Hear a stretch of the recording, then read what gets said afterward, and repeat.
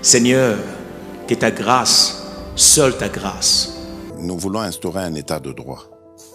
Et dans un état de droit, il y a une justice indépendante. Ce n'est pas à l'individu Félix Tshisekedi de commencer à faire justice.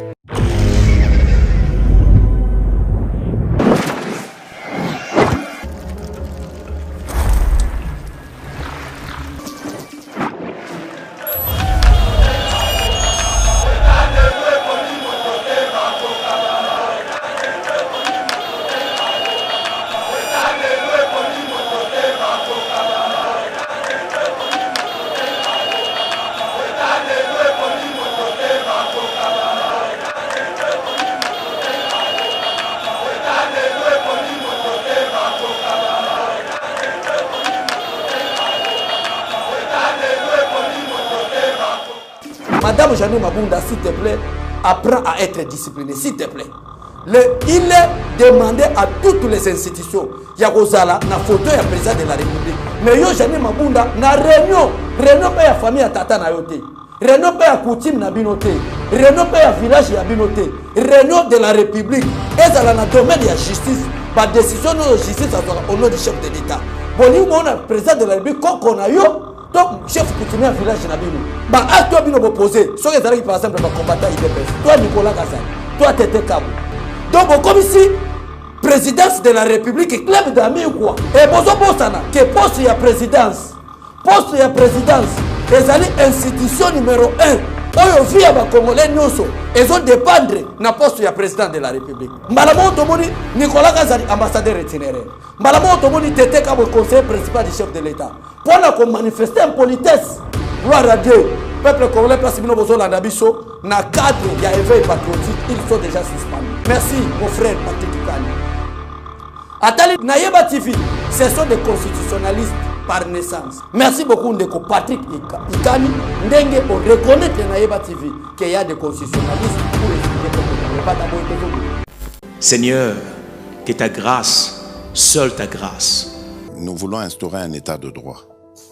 Et dans un état de droit, il y a une justice indépendante. Ce n'est pas à l'individu Félix Tshisekedi de commencer à faire justice. Bonjour, bonjour, Bandekonyo Sobozo Landabiso, na cadre éveil patriotique, na chaîne Nabiso, la chaîne du peuple Yeba TV, avec 89 000 abonnés Nabiso, o bazo zela nini yasika abeshole ayel biso, na tongo ya lelo, ndebo moninga face à la caméra, binomo bomoni ndeko kandolo, parce que Congolais balinga kolandela makamunyo so, de près, ndeko kandolo uti kosa l'émission, avec essoufflement zanangonde esengiete, na leka face à la caméra. D'abord, ba misili non conventionnel, na zanango esengi peut-être na kandolo et sengi kana zalanga moko makambo baby. Voilà yango bomoni abeshole moko face à la caméra to recadrer quelques principes violés na batu oyo ba soi-disant ba père ya ba principe mais bango moko ba komi ba violeur. Merci une fois de plus na bande gonyo so balanda biso. Merci une fois de plus na bande gonyo so ba soutenir biso. On est en direct na zela ya Yeba TV pour nous informer bino. Premier élément na biso to lingito banda kolobela ezali dossier ya directeur du cabinet et ses conseillers pendant que le président de la République est en train de préparer des consultations pour l'intérêt du peuple congolais, pour l'intérêt ya mboka parce que consultation le peuple et sengel boye ba malam et ça pour avantage ya ngana yo muto landakanga na ngande muto na lobaka. Consultation président de la République azosala pour l'intérêt na biso. Mais pendant que le président de la République est embrayé par la politique des politiciens ya FCC, comment est-ce que tu reçois une grande décision face à peuple na fléau ezoya oyo indiscipline banda Joseph Kabila et sa bande va prouver au peuple congolais qu'est-ce que je dois faire dans la éducation président de la République Azarango alobi na kozala un dictateur. Moi je suis un démocrate malgré j'ai des prérogatives constitutionnelles, il y a dissoudre l'Assemblée nationale, il y a pesa suspension na ba différents membres du gouvernement ba manifestant qui est indiscipline pendant prestation seulement il y a ba juge de la Cour constitutionnelle. Mais président de la République lui non, la République démocratique du Congo ne m'appartient pas. La République démocratique du Congo n'est pas ma famille, ce n'est pas l'argent de ma famille. Qu'est-ce que je dois faire? Je dois aller consulter le leader le plus représentatif. Au moment où le président de la République est en train de se préparer, comment est-ce que Nayamba, Cardinal Mosengo, Nayamba, Kone Inanga, Nayamba, Bolenga Nkoi, Nayamba, équipe, serviteur de Dieu, église, islam, il y a église de réveil, il y a église protestant, il y a moitié à côté, il y a parti politique.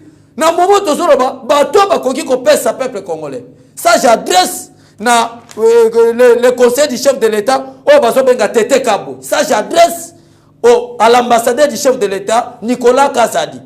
En tout cas, comportement na bino, je m'excuse, et honorer le peuple congolais. Depuis la base, voyez malam que ngana leader ya base. Depuis la base, to meki nan ko calmer peuple congolais. To meki ko yebsa peuple bon la calme, mais peuple va dire que non, cette indiscipline prouvée par les soi-disant les membres de l'IDPS, ce n'est pas mes propos, mais c'est de la base. Et respecter le chef de l'État, aucun respect, aucune considération. Oyo, bana ya ndaku, o balobi ke bana ya IDPS. Qui est cette personne? C'est Nicolas Kazadi et Tete Kabwe. Na yebi pete litango pe basale na wape, et au moment donné, tout le bel à solo. Na yebi pete, au moment où le président de la République, Batou Awa, ceux qui ont un parlement debout il y a 10e riz, bon, on a pas moussou soumis sur Toboka.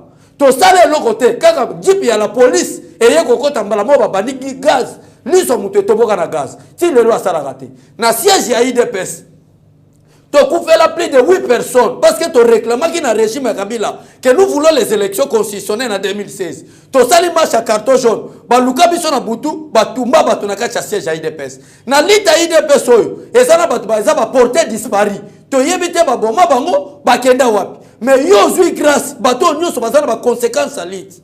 Bato nyonso ba perdre ba famille na bango. Ba mususu baza ba exilé politique lelo ba karama na ba France, ba États-Unis, na ba pays africain, moye bazonga na mboka ezate. Mais yo zui grâce ya kozala na espace présidentiel. Ya kozala na entourage présidentiel. Au lieu qu'on manifester la discipline pour être éteint na batu mususu, soit disant bino batu ya IDPS, mais pour manifester une discipline. Alors base bazana kanda na bino.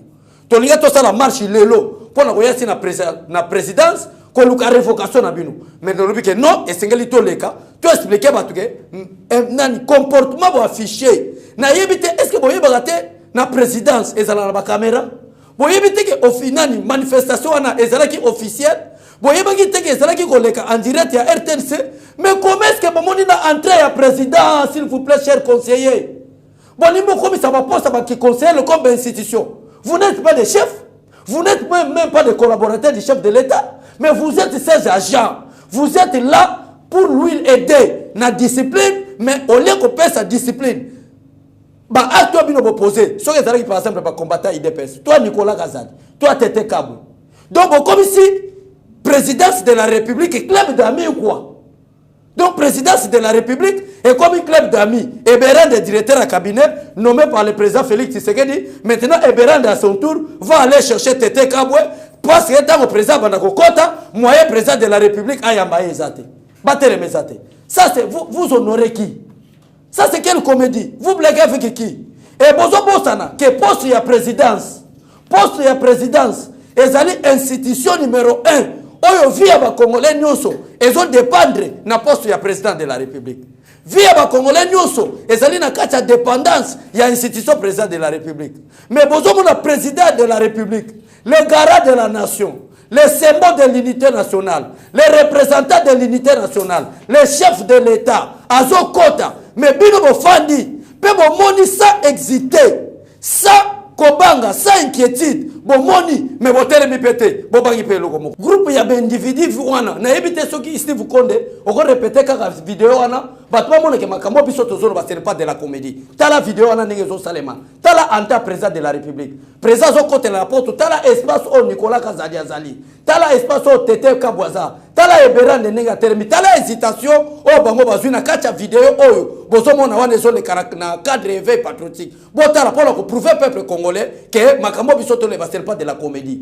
Tout le monde passe pour le Félix Tshisekedi comme chef de l'État. Chef Félix Tshisekedi outil na complicité à la Mouka na Genève pour te ba enterrer. Au lieu de nous ça la bonne sa image, il y a président de la République madame. Bozo pesa malobana ba arme na ba adversaire ya peuple congolais, pe ba adversaire ya président de la République, pour ba loba ke tala makamuto loba ka ya solo ya ngwana Félix Tshisekedi ne gère pas, tala Nicolas Kazadi sote le matin, tala Tete Kabwe sote le matin. Donc bozo comportement ya Janine Mabunda, bo même amoti na présidence.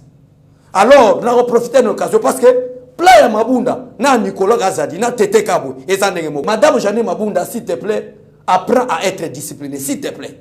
Il est demandé à toutes les institutions. Il y a na photo du président de la République. Et ça dit création du président de la République.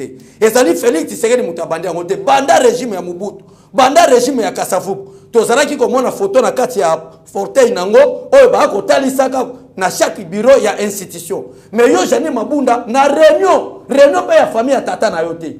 Réunion pa ya coutume na binote. Réunion pa ya village ya binote. Réunion de la République. Et ça dans le domaine de la justice, la décision de la justice au nom du chef de l'État. Bon, nous avons le président de la République, quand on a eu, le chef coutumier village de Nabino. On a eu que nous avons fait chaque secret pour être aux hommes à été. Nous avons un comportement, nous avons que nous, l'autre c'est trop. Toroté les mélanges. L'IDPS a beaucoup lutté pour le respect des principes. L'IDPS a tant, pendant 37 ans de la lutte, pour le respect de l'hiérarchie. Néanmoins, bon, moi, on a ceux qui même hiérarchie Salimabe, tous on a réserve parce que tous a battu mon to coller dans ma collecte, c'est que dit, tu y c'est quoi les principes le respect des principes. Mais yo mutu moko bo etete kabwe, place pe au salali tout le monde est raté. Nicolas Gaza dit place pe ma marche za ko salema, ça je vous dis la vérité tout le monde est raté. Kaga to moni gamba la moko président de la République élu chef de l'État par le peuple congolais et sous la protection du pouvoir divin, malamo to moni Nicolas Gaza ambassadeur itinéraire. Malamo to moni tete kabwe conseiller principal du chef de l'État. Pour la manifester en politesse, gloire à Dieu, peuple congolais place bino bozo landa biso na cadre ya éveil patriotique, ils sont déjà suspendus. Merci beaucoup monsieur le président de la République. Parce que tongo alelo olinga ke yo kana liberté moto zopela. Parce que toute personne qui se présente devant le chef de l'État avec de l'indiscipline est touché à la base. Parce que Félix Tshisekedi est le fruit de la base. Félix Tshisekedi est président par le fruit de la base. Et dès que tu as une manifestation, il y a une politesse, manifestation, il y a une discipline à l'égard du garant de la nation, à l'égard de première institution de la République, en tout cas, ça ne marchera pas. Donc, peuple congolais, Boyoka communiqué au Ebimiwana, après les bourdes d'hier de Jean-Claude Kabongo, Nicolas Kazadi et Tete Kabwe, le président de la République les a sanctionnés en les remplaçant par Peter Kazadi, Guy Mwadjanvita et Guilain Nyembo. Donc, balongwe pour la nini de l'impolitesse. Au revoir Nicolas Kazadi, au revoir Tete Kabwe, au revoir l'autre Jean-Claude Kabongo. Bye bye. Bon, moi, qui président ce club d'amis, hein. Tete Kabwe, c'est l'ami personnel. Il y a Eberande. Donc, Eberande est nommé directeur de cabinet au lieu de chercher les combattants de l'IDP parce qu'ils sont plus doués. Qui débat travailler pour aider le président de la République. Il y a lutter contre la plateforme ya bandoki o ya FCC à l'Eberande qui aux Mastane. Tala makamuma sara zosal. Le président de la République. Est-ce que yona nous tete kabwenenge yozawana to Nicolas Kazadi? Vous pensez que vous êtes une institution?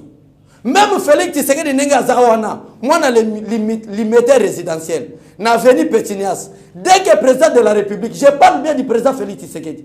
Après Moussala Naï, à qui on rend visite na maman Oyabotiye. Je parle bien maman Botiye, maman Marthe Kassal. Maman Marthe Alobate que c'est mon fils.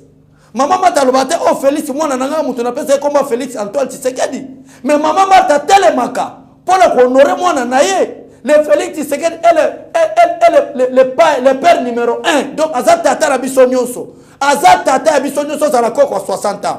Aux à la coque à 80 ans. Aux à la coque à 120 ans. Azali Moutois ont décidé dans ma vie Nabiso. Tala Lelo Kabila est le président de la République. A décidé qu'il vient à Congolais à la malheur. Tala Lelo malheur Kabila Tigali Congolais. Tala Lelo chômage parce que le tout président de la République a zana décision ya kozwa pour venir à Mboka naï. Tala ba décision Mobutu bazwa pour na Mboka oyo. Ya ko même Mboka na Kao. Mobutu a même plus loin pour la relever que s'il s'agit même de signer un pacte avec les diables, je le ferai. Tala Lelo Congo place Kenda. To kama ko ya kozwa batu lokola ba Kabila ba koma pe président Mboko pour ko bébé sa destiné à peuple congolais. Les longs hommes na ba prière ya ba maman, na ba prière ya ba jeune, na soutien à base ya IDPS. Par la volonté de Dieu, to yoko soit un élu de Dieu, Félix Tshisekedi. Oh destin congolais mobimba. Ezali na maboko na ye, yo Tete Kabwe, yo Nicolas Kazadi, bofandi wana. Vous boudez qu'il est président de la République. Alors peuple congolais, ba o balanda kabiso na cadre d'éveil patriotique, boye ba boye. Boye ba été ba sanction et quoi déjà Nicolas Kazadi n'est plus l'ambassadeur itinéraire du chef de l'État. Et l'autre là, Tete Kabwe, n'est plus le conseil principal du chef de l'État, bango nyoso balongwe. Balongwe pour nini? Pour l'indiscipline. Parce que bato baso landa biso. Vous êtes en Europe, vous êtes aux États-Unis, vous êtes parmi aux pays africains, vous êtes dans la province. Moi, je me pose maintenant la question de savoir. L'isolo bazako solo là. Et ça, l'isolo, on balaki na kapela lobby, na ba chéri place parce que le peuple congolais, Félix Amemane ngambo peuple congolais.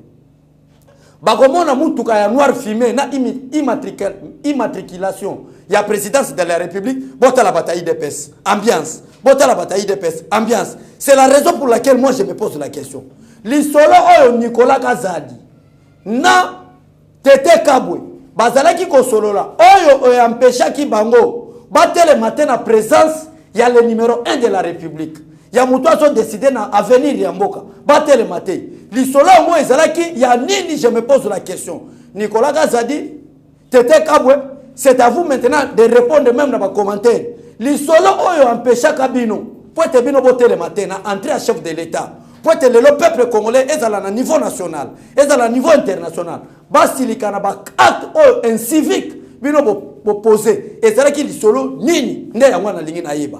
Ngulu boleki na kapela na mituka minene botambola nango o bo bosana ko yana base ko reconnaître base. O est la président de la République comme chef de l'État. To ba chéri na bino bozana na bango na banganda ya mwana distraction contre la bino to ezaki nini. Le chef entre même sa mère est debout. Même ma frère, ma grand frère, ma telemi, bazo reconnaître que c'est le chef de l'État. Alors qui est-il Nicolas Kazadi? Qui est-il Tete Kabwe? Pour te téléma. Au revoir. Bolongwe. Donc biso ba oyo tisenge de te ya biso. Ba respect à principe et sengeli to respect na face ya monde. Total sa mokili boyi. Mokili biso tata la biso tenti segedi. Atige la biso makabo boyi. Awa tozala ko se préparer journée de la base. Tozo préparer journée de la base, to que nous fêter à mode qui quitte. Tozo lukaba drapeau. Tozo lukaba bandero. Bon mona ki bino moko que même pendant la campagne, le président de la République a comment la bandunduté. Parce que bato abandundu ba mema bango tribalisme moko. Balinga ba lancer même papier contre le président de la République. Alors pendant la campagne, le président de la République a se décidé à bino bandundu ko kendete na tika ba besho le ba kende ba sala musala. Maintenant tozo sala musala. Tozo lukaba drapeau, aucun conseiller du chef de l'État. Azor ba que non, j'ai même 50 drapeaux. J'ai même 100 drapeaux. Le kola bo kende na mutuka bo komi na pon kwango. Bo tiki ba drapeau. Bo komi na pon kwenge. Bo tiki ba drapeau. Bo komi na kikwit. Bo tiki ba drapeau. Aucun conseiller ou aucun ambassadeur itinérant du chef de l'État a proposé ba drapeau. Mais les solo na bango ezali akwanga na madesu balega na babar na banganda. Ya ba sheri na bango ba kena na bango. O ba ke ko beta ngo tina présidence et l'équipe bango elengi. Et comme si bango aveugle pour pas reconnaître que chef de l'État so compte à tous les années. Ya vous devez faire beaucoup attention. Heureusement, chef de l'État yo kanga base. Base lobby mais c'est Nicolas Kazadi mais c'est Tete Kabwe. Base lobby balinga basa l'opération to yebanda. Heureusement décision bimi. Merci beaucoup. Naba nouveau élu par la décision du chef de l'État, Peter Kazadi a remplacé Nicolas Kazadi et Guy Mwadjanvita a remplacé Jean-Claude Kabongo. Bango nyo sobaza écarté. Banda lobby, balongwe. Donc on a voyé Sabino ni. Peuple congolais, Félix Tshisekedi azana posa ba bon travailler. Azana posa biloko wanate. Azana posa biloko wanate. Na moment oyo, Félix Tshisekedi alinga mais la FCC. Joseph Kabila sorti na 3e ministère ba ke kuta na Mama Denise. Bino bozoli ya biftek na kacha présidence. Ya masolo bozako sana na kapela, na ebite ezalaki na matongeo na kapela o to boki bozalaki na kimbuta makambo bozako sala oyo memeli bino to na présidence ezalaki ni. FCC bango na baza ozabwa. Bakomi na suka. 3 émissaires de Joseph Kabila auprès de Mama Denise. Qui est ces 3 émissaires? C'est Théodore Mugalu, c'est Antoine Gonda et Jeannette Kabila. Mais Félix les a chassés. Présidence Bayami Bangote. Nyonso wana ba changer maloba. Après avoir qu'on nié Makamba Loba qui est accord. Je parle de Kabila. Après avoir qu'on nié Makamba Loba qui est accord. Après avoir qu'on qui a tika la ko bimisa accord wana te. Atina ki be misère avec mission, quelle mission? Tokabola 50-50. Le kola tozoki ba membre gouvernement muke ba komi kolela. Ba kutana na Kabuya, ba kutana na Jean-Marc. Gouvernement sur 50 personnes, bango ba 25, biso to 25, tolbi que l'état est déjà passé. Kabila, kende en opposition. Tika Félix Tshisekedi a la consultation a nommé premier ministre naï.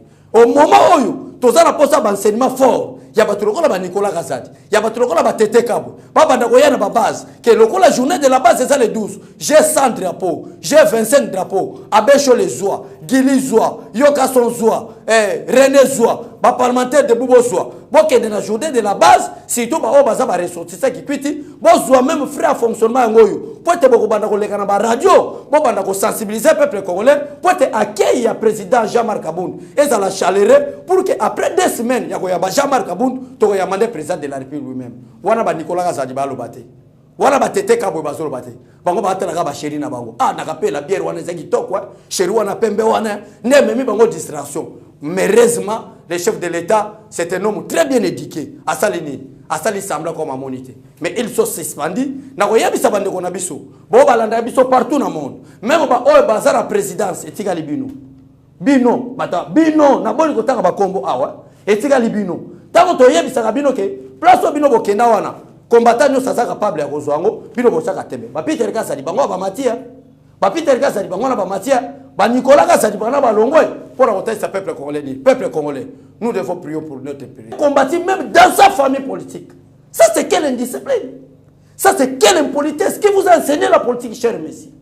Si vous commencez dans le niveau. Donc la guerre n'est plus avec FCC, mais avec les membres de la même famille. La présidence de la République. C'est quelle impolitesse, je parle bien. C'est quelle indiscipline politique. Est-ce que le président c'est sa club d'amis? Est-ce que le président c'est sa association de connaissances? Est-ce que la présidence est toute une institution? Numéro 1. Oyo, tozo c'est un respect. Il y a mon tournoi avec le chef de l'État. Merci beaucoup, na bande konyoso. Balanda biso na cadre veille patriotique. Vous excusez gaso ina mataki mingi. Parce que acte o Nicolas Kazadi asali avec l'intelligence qu'il a, avec le respect na pesa kayo. Makambo tete kabwa sali avec l'intelligence qu'il a, avec le respect to pesa kayo. En tout cas, je suis très désolé na ba comportement. Je suis désolé. Na 5 même na ba nomination prochaine, bozo ata poste bourgmestre. Bozo batumo il faut kende ata ba chef de cité. Na Kinshasa ba komona binoté. Ça c'est une grande manifeste de l'impolitesse et de l'indiscipline. Voilà. Merci peuple congolais, c'est que vous devez savoir que Batouana baza déjà suspendu. Ndé yango na bozo na cadre, yeba TV chaîne na biso, na cadre ya ko éveiller peuple congolais parce que ça li baise na bata lamuka, na bata FCC. Na peuple congolais est inconscient, il y a commenter tala associateur ami, baso na président de la République master na bango tala boy. Le président de la République a prouvé bino. Le président de la République a prouvé bino qu'azana master. Institution président de la République, ezana institution ezana master. C'est le président de la République. C'est le garant de la nation. Le président de la République est comme notre Dieu. Président de la République mutakanga kayete na Congo. Atoke fundaye. On a la procureur près de la Cour constitutionnelle. Pour être président de la République, se présenter devant la justice, il faut démissionner. Si on a démissionné, c'est dans la cité de l'Union africaine qui est en convocation. Et ça passe. Et ça passe. C'est le garant. Il a nos vies entre ses mains. Nos vies, nous là, nous les Congolais, que vous nous voyez là. Nos vies dépendent du président de la République. Néanmoins, nous demandons le respect, la considération. Heureusement, Dieu est grand. Ayoka Mabonde Linabiso. Au revoir, Nicolas Kazadi. Au revoir, Tete Kabwe. À cause, il y a une discipline politique pour manifester face à la communauté internationale et face à la communauté nationale. Parce que, pendant les consultations, je précise bien, ces affaires-là, cette indiscipline-là, cette impolitesse politique-là, ils ont démonté par Nicolas Kazadi, par Tete Kabwe, cette impolitesse-là, ils sont en direct à RTNC. Alors, on ne peut pas accepter de pareilles bêtises. Ndé yangwana toyaki, toyebisa peuple congolais, position et chef de l'État face à une discipline. Parce que Bokil Mobimba Bagangi. Qu'est-ce que le président de la République a décidé?